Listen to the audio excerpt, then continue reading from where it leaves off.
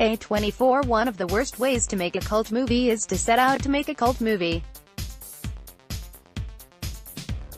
True gems of the genre tend to be lucky, or, just as often, unlucky, accidents. They are films that aspired to be normal, or even good, but missed the mark and instead stumbled into some glorious and impossible-to-replicate combination of eccentricity, visceral shock, bewilderment, and/or outright awfulness. The Room, to cite a classic of the last category recently revived by James Franco's The Disaster Artist, is memorable precisely because of its comprehensive failure ever to be, for even an instant, the tragic, heartbreaking romance it was intended to be. How to Talk to Girls at Parties, by contrast, seems precisely the film its director, John Cameron Mitchell, intended it to be, and that's its fundamental problem. A punk rock meets alien story of young romance, it finds itself uncomfortably on the spectrum somewhere between Earth Girls Are Easy and Liquid Sky, neither good enough to be a conventional success nor weird enough to be a cult hit. The year is 1977, and ENN, Alex Sharp, the name is short for Henry, is an aficionado of the punk rock scene in Croydon, south of London. "I used to be in despair," one rocker explains amusingly. "Now I'm in a band called Lipstick that was put together from the remnants of despair." Late one night after a show, ENN and a pair of mates find themselves at an offbeat house party, where he does, in fact, talk to what he believes is a girl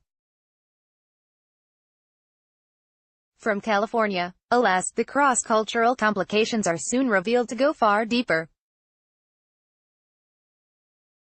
The girl, Zan L. Fanning, is actually a member of an alien colony taking part in a tradition of visiting a foreign world and assuming the form of its inhabitants. Think of it as a kind of extraterrestrial Rumspringa. In a nice touch, they've chosen Croydon because central London was booked up for the Queen's Silver Jubilee. ENN likes Zan, and Zan likes ENN. She requests that he help her to further access the punk, and he obliges. He comes to terms with the fact that when she begins a kiss she has a tendency to briefly throw up in her partner's mouth. It turns out that her alien posse descends from 6 different races, identifiable by the colors of their skin-tight bodysuits, all of whom despoiled their home planets through overpopulation and resource misuse. Between Thanos and these folks, Thomas Malthus is having quite a cinematic year. Even if all his new disciples seem to be from space, the colony's solution to this problem is for the elder aliens, called parent-teachers, to complete the transgalactic field trip to Earth by eating their children. As one explains, in what may or may not be a reference to where the wild things are, first the loving, then the eating, the movie is diverting enough for a while. Sharp and, especially, Fanning are likable co-leads, and Nicole Kidman has fun in a small role as Queen Boudica, a punk impresario. At the fag end of my fertility, that's fag as in a cigarette butt, but ultimately, the center holds too well. How to Talk to Girls at Parties is just a little too tame, too nice, too, whatever the opposite of punk is. Mitchell co-wrote the screenplay with Philippa Goslett, based on a short story by Neil Gaiman.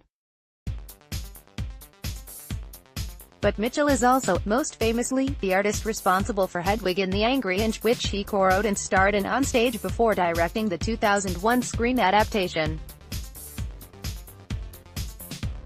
And if there's anything that could have lifted How to Talk to Girls at Parties above its amiable humdrum, it's a touch of Hedwig's profane, boundary-demolishing perversity.